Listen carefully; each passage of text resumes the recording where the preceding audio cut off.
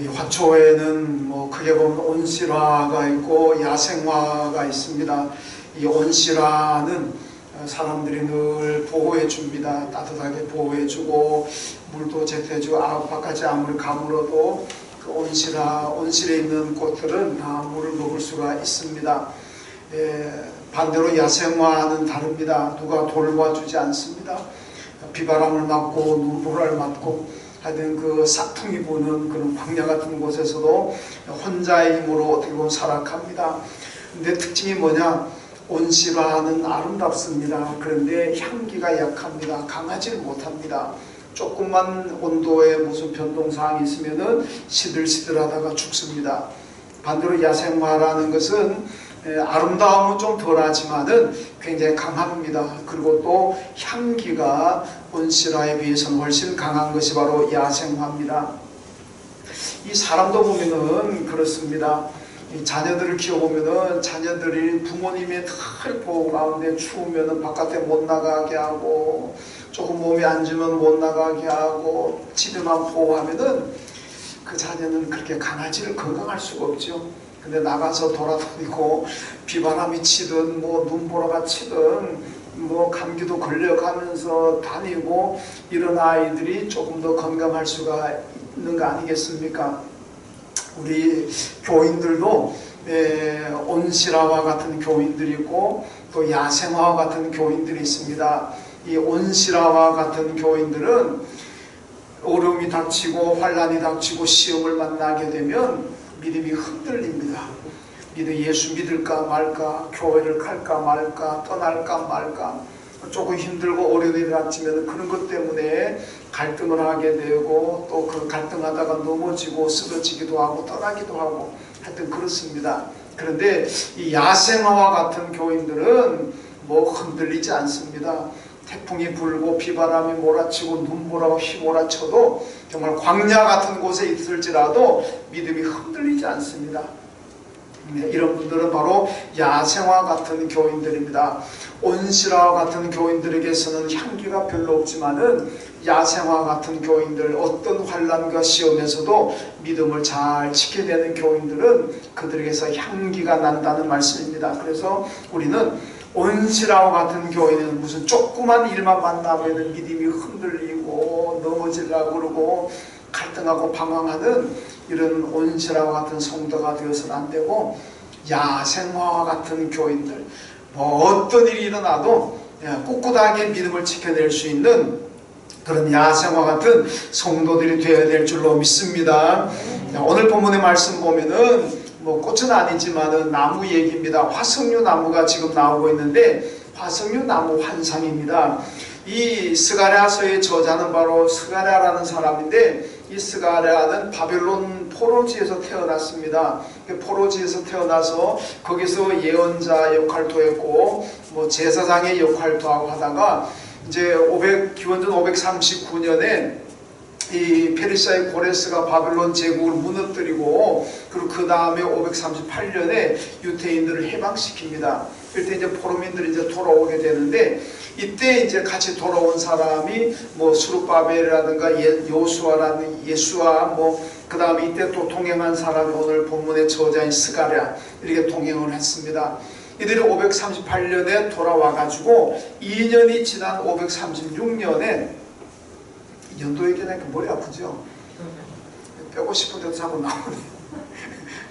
그 2년 지난 536년에 성전 재건을 하게 됩니다. 왜냐하면 70년 동안 방치해둔 성전이기 때문에 뭐 볼품이 다 쓰러지고 그냥 무너지고 그래서 돌아온 지 2년 만에 성전 재건을 하게 되는데 문제는 재건하다가 보니까 이 이방인들 그리고 사마리아 사람들이 엄청나게 성전 재건을 방해를 합니다. 방해를 하니까 뭐 어지간한 방해 같으면 그냥 해나가겠는데 하도 방해를 하니까 이 성전 재건을 하던 이스라엘 백성은 너무 힘드니까 그냥 포기를 해버립니다. 그래서 성전 재건 사업이 중단이 되어버리죠. 이 중단이 15년 동안 중단이 됩니다. 15년 동안 중단되면서 이스라엘 백성들은 얼마나 낙심이 되겠습니까?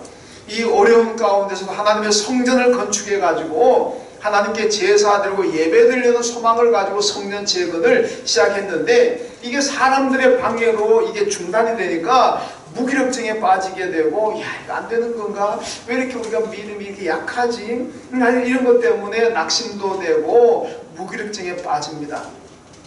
이게 15년 동안 계속됩니다.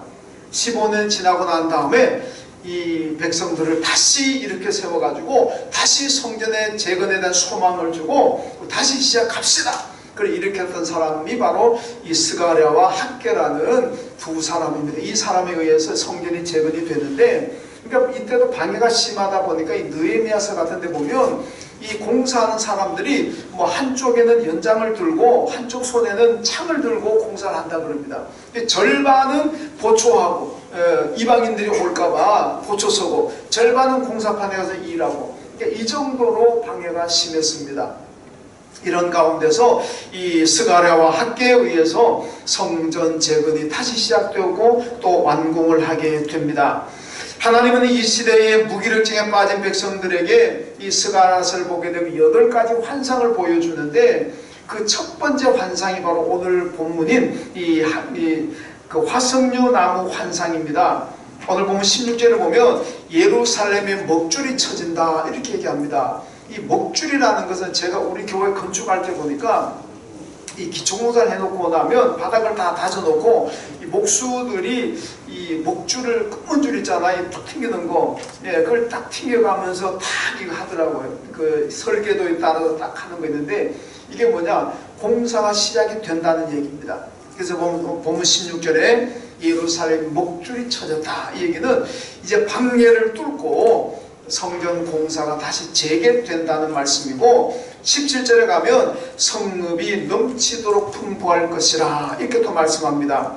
이제 성전 건축이 되면 이제 이스라엘 백성들의 영육간의 삶이 회복될 것이고, 예루살렘의 하나님의 축복이 풍부하게 풍성하게 임할 것을 말씀하고 있습니다. 그러면서 이 절망과 낙심, 무기력증에서 벗어나라, 그러면서 화석류 나무와 같이 되어라, 이게 오늘의 메시지입니다. 여러분, 절망에 빠진 이스라엘 백성들에게도 화석류 나무와 같이 되어라, 그래서 화석류 나무 환상을 보여주시고, 오늘 우리에게도 하나님 주신 메시지는 뭐냐, 너희들도 화석류 나무 같이 되어라, 이겁니다. 따라합시다. 화석류 나무 같이 되자. 한 번 더 합시다. 화석류 나무 같이 되자. 아멘. 자, 화석류 나무는 그럼 어떤 나무냐? 도대체 화석류는 어떤 특징이 있길래 하나님께서 화석류 나무 같이 되라고 말씀하시느냐? 이 화석류 나무는 지중해 연안에서 많이 서식하고 있는데, 높이는 크게 자라는 나무는 아닙니다. 한 3m 정도 자라는 관목인데, 이 느헤미야 8장에 보면 이스라엘 백성들에게 초막을 지을 때 아무 나무 가지고 막 짓는 게 아니고 초막을 지을 수 있는 나무 5가지를 얘기합니다. 그 초막제라는 것은 이제 이스라엘 백성들이 광야 생활을 기념해 가지고 광야에 나가 가지고 초막을 짓습니다.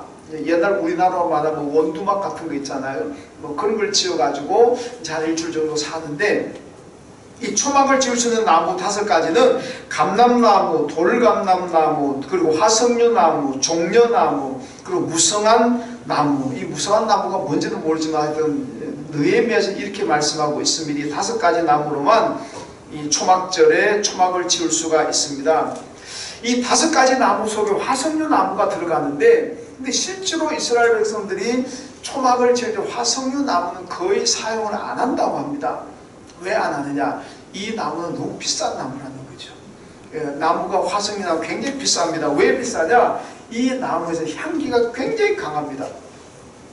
솔로몬이 성전을 건축할 때 보면 레바논의 백향목을 수입이 오잖아요. 자기 나라에도 이스라엘에도 백향목이 있는데 왜 레바논의 백향목을 수입이 오느냐? 레바논의 백향목과 향기가 많이 납니다. 그래서 일부러 돈 주고 수입이 오는 거죠. 왜 화석류 나무가 비싸냐? 향기가 굉장히 강하다고 합니다. 그러니까 이 향기 강하다고 하면 나무가 비싸고, 이 비싼 나무를 초막절 일주일 살다가 다 뜯어버릴 건데 그거 할 수가 없잖아요. 그래서 잘 사용하지 않는다고 합니다. 대신 그러면 화석류 나무는 무엇하는 데 쓰느냐? 향수의 재료, 그리고 마시는 차, 향기가 좋았다 이렇게 많이 사용한다고 합니다. 그리고 이스라엘의 여성들이 선보러 갈 때라든지 아니면 남자들을 만나러 갈 때 이 화석류 나무 잎을 신발 밑에다가 넣는다고 합니다. 이 신발에 냄새가 많이 나서 그런지 모르겠는데 그냥 몸에 품는 게 아니고 신발에 넣어간대요. 그래서 향수가 나게 하려고. 요즘은 뭐 향수 뿌리고 가잖아요. 향수 뿌리고 이렇게 가는데 옛날 유대인들 이스라엘 여성들은 신발 밑에다가 이 화석류 나무 잎을 넣어가지고 다닌다는 겁니다. 왜? 그러면 향수가 나니까.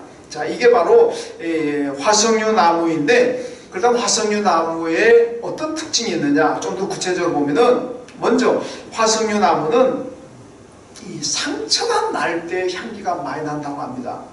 그냥 가만히 있을 때는 그렇게 큰 향기가 안 나는데 칼을 갖다 그었다든지 뭐 도끼로 찍었다든지 그러잖아요.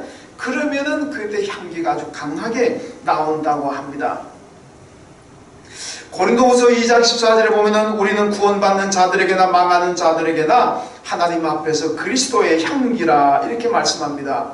우리는 그리스도의 향기가 되어야 합니다. 여러분들 살아가면서 그리스도의 향기가 되어야 합니다. 그렇다면 그리스도의 향기는 언제 강하게 나타날까? 화석류 나무와 같습니다. 우리가 믿음 생활하고 살아가다가 상처를 입었을 때, 여러 가지 아픔을 당했을 때, 고난이 왔을 때, 이럴 때에 성도들의 향기가 강하게 나올 수 있는 그런 기회라는 겁니다. 물론 고난이 임했다고 시험이 왔다고 해서 다 상처가 강하게 나는 거죠. 향기가 강하게 나는 건 아닙니다. 이런 시험이 오고 환난 왔을 때 믿음이 약화되고 쓰러지고 넘어지고 예수를 떠나고 이런 일이 생긴다면 향기가 안 납니다. 오히려 거기는 악취가 날지도 모르죠. 향기가 강하게 난다는 것은 내게 시험이 오고 환난이 오고 상처가 나고 아픔이 생기고 그럼에도 불구하고 여전히 믿음의 자리에 서 있고 여전히 사명자의 사명을 감당하고 여전히 하나님께 감사하고 찬송할 때 거기서 향기가 강하게 난다는 겁니다. 여러분 어떻습니까? 예수 믿다가 좀 싫은 소리 듣고 좀 아픈 말 듣고 좀 상처가 생기면은 그냥 포기하고 싶습니까? 예수를 떠납니까? 흔들립니까? 방황합니까? 그러면 향기가 나지 않습니다. 어떤 시련이 오고 환난이 오고 어떤 아픔이 있어도 여전히 내 믿음을 지켜나갈 때 여전히 내가 봉사하는 그 자리에 있을 때 그때 비로소 우리에게서 그리스도의 향기가 강하게 날 줄로 믿습니다.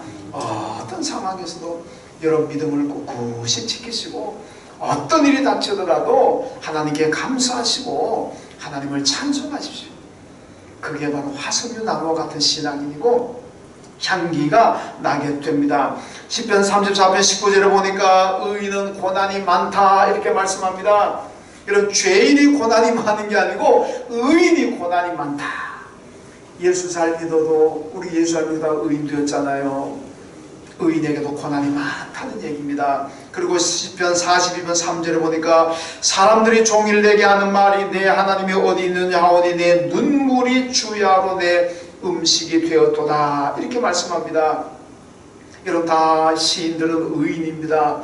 이 의인들이 고백하는 게 뭡니까? 내가 고난이 많습니다. 그리고 내가 사람들에게 멸시를 받고 조롱을 받아가지고 내 눈물이 주야로 내 음식이 되었습니다. 음식이라는 걸 매일 먹잖아요. 하루라도 음식 안 먹을 수가 있으니까 매일 먹습니다. 그런데 이분은요 눈물이 내 음식이 되었다 그랬습니다. 사람들에게 너무나 조롱받고 멸시받고 이러다 보니까 아픔을 당하고 상처가 나고 그러니까 너무너무 힘들다. 늘 울며 지낸다는 겁니다. 얼마나 힘든 생활을 지금 예고하고 있습니까? 그럼에도 불구하고 이 시인들은 믿음을 잘 지켰습니다.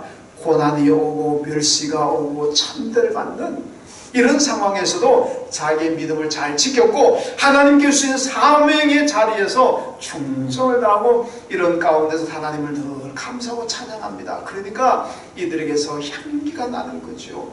여러분 시편을 읽어보시면 시편 기자 때대로 고난의 시가 있습니다. 이 고난의 시가 참 많은데 고난의 시가 시작될 때는 참 하나님 힘듭니다. 죽겠습니다. 내게 너무 고난이 많습니다. 너무 힘들어요.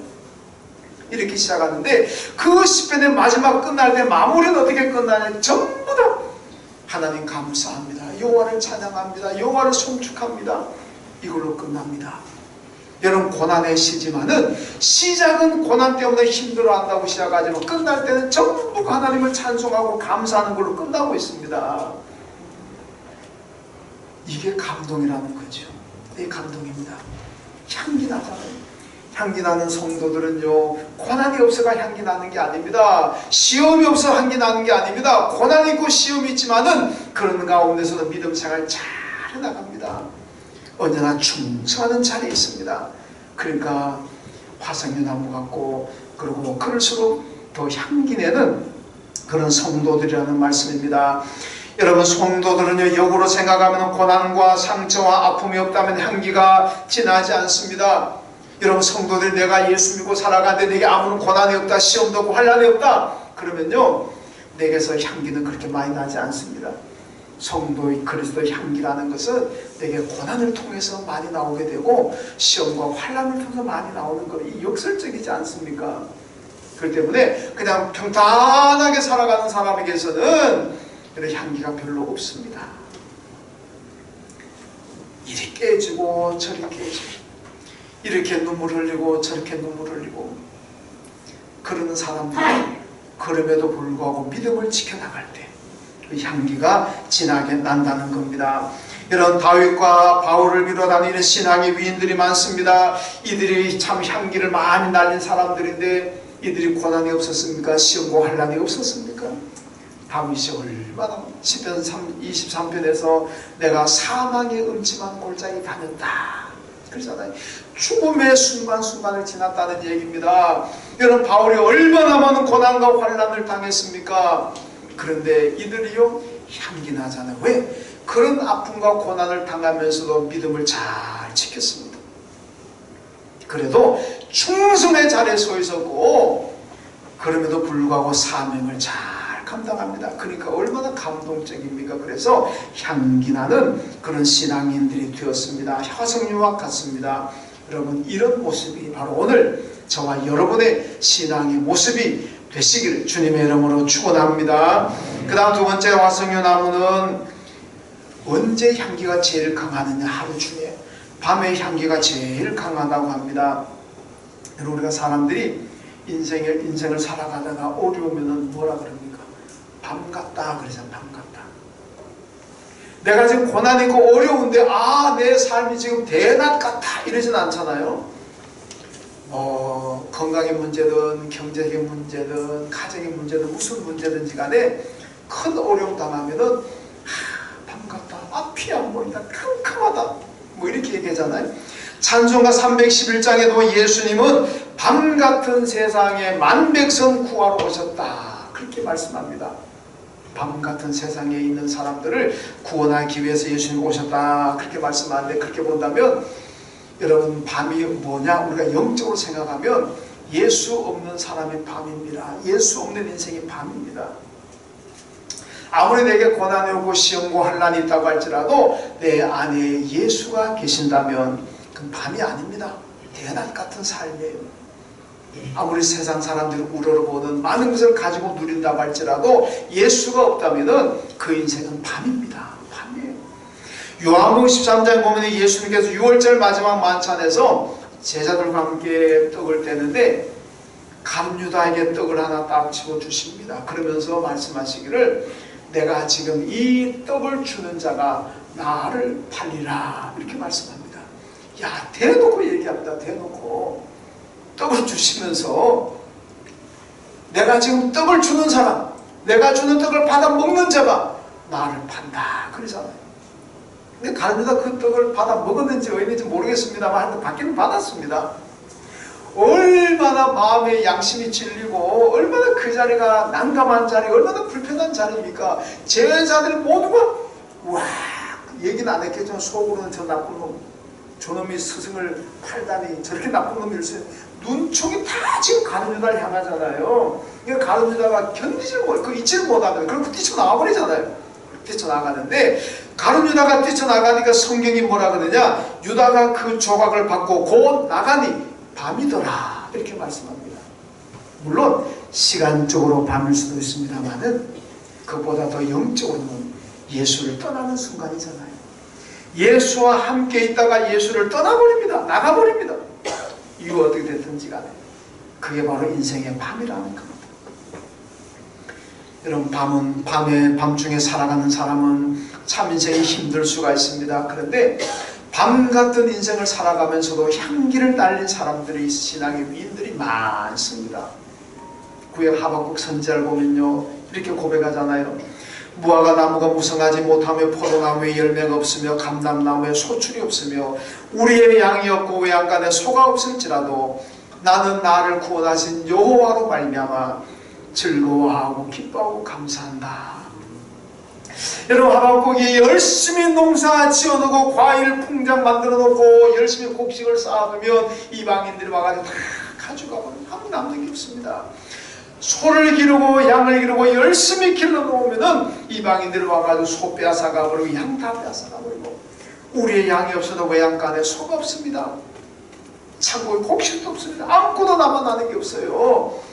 얼마나 헛다른 그 순간에 아마 자살하고 싶지 않겠습니까? 그럼에도 불구하고 다 없어져도 나는 여호와로 말미암아 기뻐하고 즐거워한다. 야, 얼마나 감동적이고 얼마나 향기나는 믿음입니까? 다니엘과 친구들은 바벨론 붙들려가가지고 풀무불에 던져지고 사자굴에 던져졌습니다. 너가 우상 앞에 절만하면 살려준다 그랬지만은 이들은, 다니엘과 친구들은 아닙니다. 우리가 사자굴에 들어가도 풀무불에 들어가도 하나님께서 우리를 지켜 보호해서 우리를 살려줄 겁니다. 그러나 그리 아니하실지라도 설령 하나님께서 우리를 풀불 용광로에 던져져 가지고 우리가 죽게 내두더라도, 사자굴에 던져져 가지고 뼈 하나도 못 추르고 사자의 밥이 된다고 할지라도 그래도 우리는 여전히 하나님을 섬길 겁니다. 여전히 하나님을 믿겠습니다. 얼마나 향기나는 믿음입니까? 여러분, 욥도요 많이 누렸잖아요. 그런데 하루아침에 싹 다 나가버렸습니다. 그 건강하던 몸이 병들어가지고 기와장 가지고 끓고 있습니다. 그 많은 재산이 다 날아가 버렸습니다. 그 사랑하는 자식들이 다 죽었습니다. 얼마나 고난이고 얼마나 힘듭니까? 이때 고백하는 욥의 고백이 무엇입니까? 주신 자도 여호와시오, 거두어 가시는 분도 여호와시니 여호와 하나님만이 찬송을 받을지니라. 여러분, 욥의 고난이 얼마나 심하고 얼마나 격했든지 욥의 아내가 욥을 보고 뭐라 그럽니까? 당신은 그러고도 하나님 믿느냐? 차라리 하나님 저주하고 죽어버려라. 그게 사는 거냐? 하나님이 당신을 그렇게 만드는데도 아직까지 하나님 믿고 하나님 바라보니 하나님 저주하고 죽어버려라.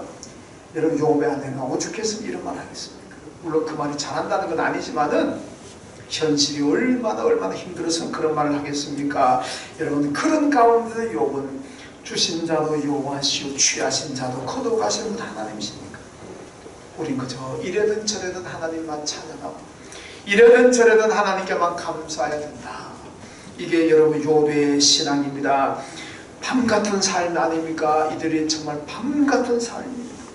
이 밤같은 인생인데도 불구하고 이들은 여전히 믿음 위에 견고하게 서 있었습니다. 그 어떤 환난도 극한 고난도 이들의 믿음을 넘어뜨리지 못했습니다. 이게 바로 화석류 같은 향기를 날리는 그런 신앙인들입니다. 여러분, 우리가 살아갈 때도 여러분들이 삶 현장에도 힘들 수가 있습니다. 지금은 늘 코로나 때문에 여러 가지 힘들 수도 있고 때때로는 앞이 잘 보이지 않을 정도로 여러분 캄캄한 그런 우리 가정의 앞날, 일터의 앞날, 내 인생의 앞날 그렇게 비칠 수도 있습니다. 그것 때문에 실망하고 낙심하고 그것 때문에 믿음으로 방황하고 예수 떠날 생각하지 마시고 여러분 그런 가운데서도 여전히 믿음의 자리에 서 계십시오. 여전히 여러분이 받은 사명의 자리에 서 계시고 여전히 하나님을 찬송하고 여전히 하나님한테 감사하는 그런 감사의 자리에 서십시오. 그럴 때 여러분들 화석류 나무 같은 신앙이 될 것이고 그럴 때 여러분을 통해서 그래도 향기가 강하게 날 것이고 그런 화석류 나무 같은 강한 신앙인들을 하나님께서 반드시 축복하시고 오늘 말씀처럼 풍부하게 회복시켜 주실 줄로 믿습니다. 그 다음 세 번째 화석류 나무는 생명력이 강하고 끈질긴 특징을 가지고 있습니다. 여러분, 이 화석류 나무는요, 죽어도 물에만 꽂으면 산다고 합니다. 동물과 식물들 중에 가장 생명이 강한 것이 뭐냐? 화석류 나무라고 합니다. 여러분, 우리 보통 산낙지를 많이 불먹이잖아요. 저도 산낙지 먹어봤는데, 야, 그 산낙지가 생명력이 얼마나 끈질깁니까? 온몸을 다 칼로 다 잘라놨는데도 그래도 꿈틀꿈틀거리잖아요. 그게 또 좋다고 꿈틀꿈틀거리는 것도 기름에 탁 찍어가지고 또 탁 먹잖아요. 배고프십니까? 침 넘어갑니까?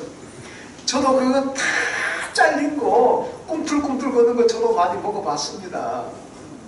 드실 때 조심 반드시 기름을 발라서 드셔야 됩니다. 먹다가 걸리면 큰일 납니다.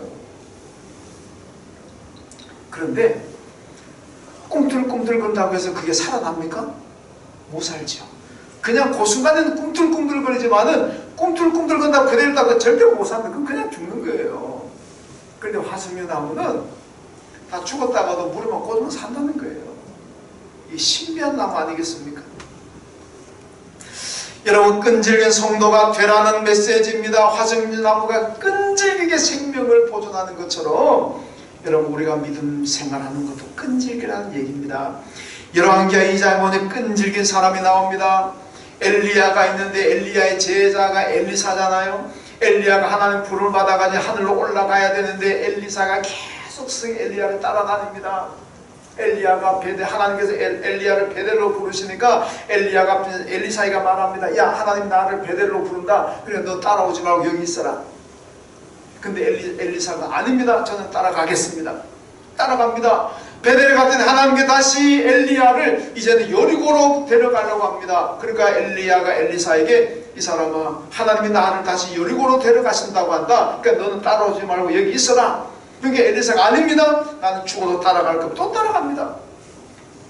여러 번 왔는데 하나님께서 다시 엘리야를 요단으로 데려가시겠다고 그럽니다. 그러니까 엘리야가 또 엘리사에게 야, 하나님이 나를 요단으로 데려가신다 한다. 너 따라오지 말고 여기 있어라. 그런데도 불구하고 엘리사가 아닙니다. 따라갑니다. 끝까지 따라갑니다. 엘리야는 말려도 따라옵니다. 그러니까 나중에는 엘리야가 요단 가가지고 야, 왜 나를 그렇게 따라오냐? 뭘 원하느냐? 네가 원하는 게 뭐냐?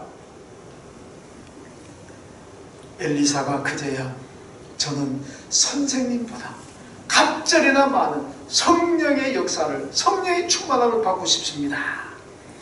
이게 우리 문화에서 보면요, 굉장히 당돌하고 좀 버릇없고 예의 없는 같이 보이잖아요.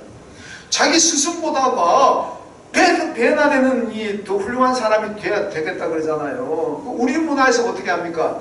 아이고, 저는 선생님한테 안 됩니다. 그 선생님의 절반만이라도 되면 좋습니까? 이게 우리나라의 겸장 미덕이잖아요.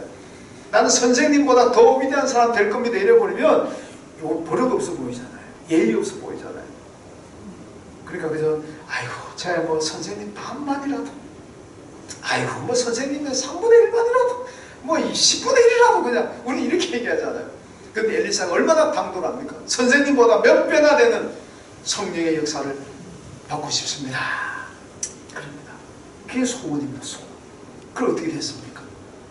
그런 소원을 가지고 끈질기게 따라가니까 나중에 정말 엘리사는요, 자기 스승 엘리야도 위대한 선지자였지만은 엘리야보다도 훨씬 더 많은 능력을 행했던 사람이 제자 엘리사였습니다. 끈질긴 믿음이 축복을 받는다는 얘기입니다. 마가복음 7장에 보면 수로보니게 여인이 나옵니다. 귀신 들린 딸을 고치기 위해서 예수께 나왔습니다. 따라다닙니다. 제자들과 사람들이 이방 여인이 나오니까 그냥 밀치고 방해하고 나오지 말라고 돌아가라고. 그러나 같이 예수님과 맞닥뜨렸습니다.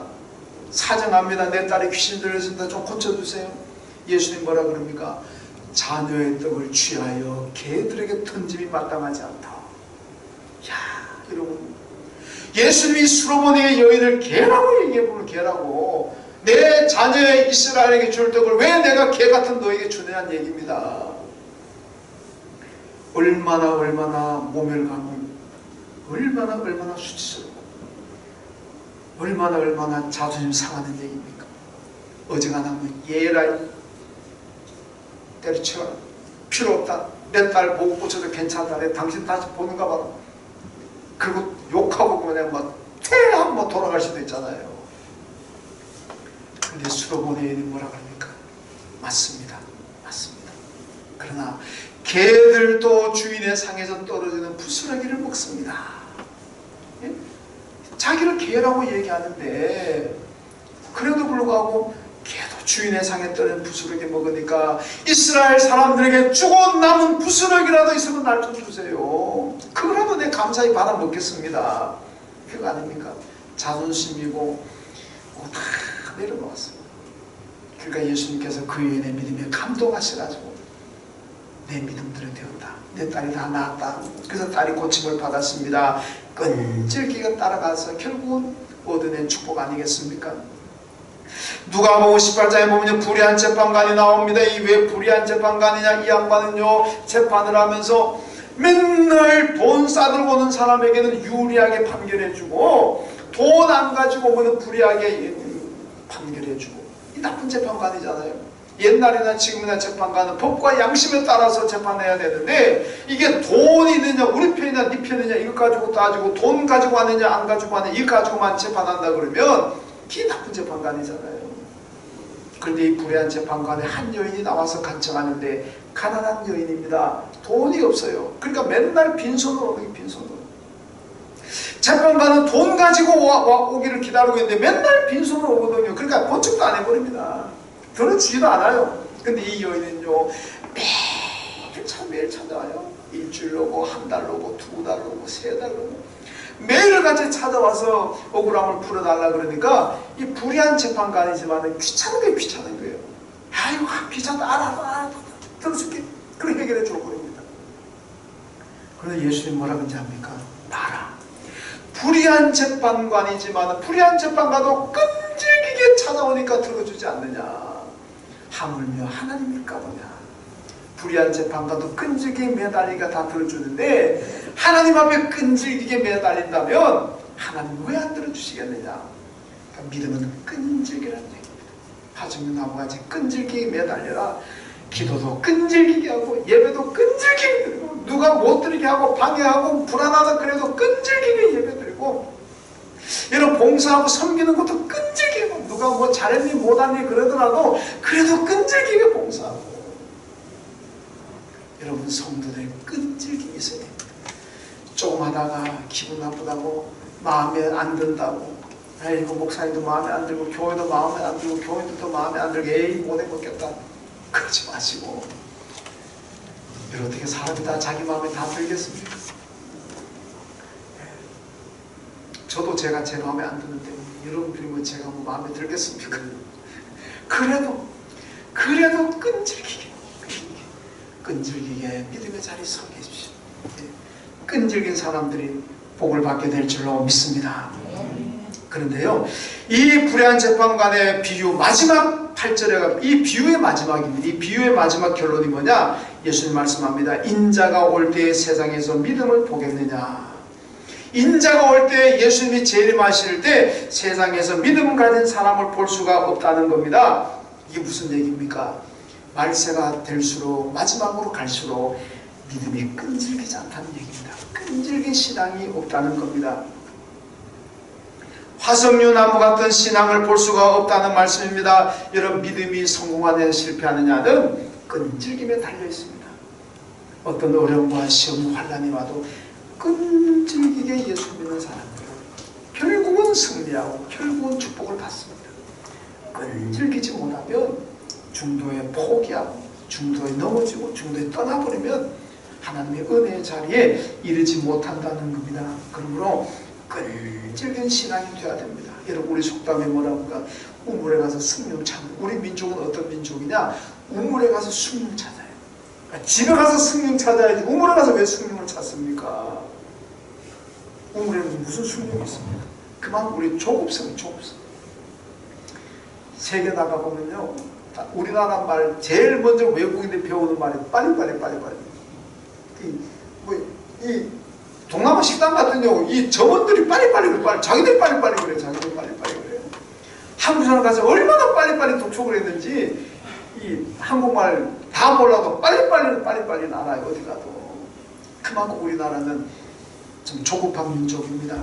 시대가 가면 갈수록 강팍해지고 참을성이 없고 조급해지면 조그만한 일에도 못 참고 그냥 들이받아버리고 소젖을 먹고 자라서 그런지 그냥 들이받는 것만 잘해가지고 한 마리만 좀 기분 나쁘고 들이받아 싸우고 멱살 잡고 죽이고 그러다가 제가 얼마나 후회스럽습니까?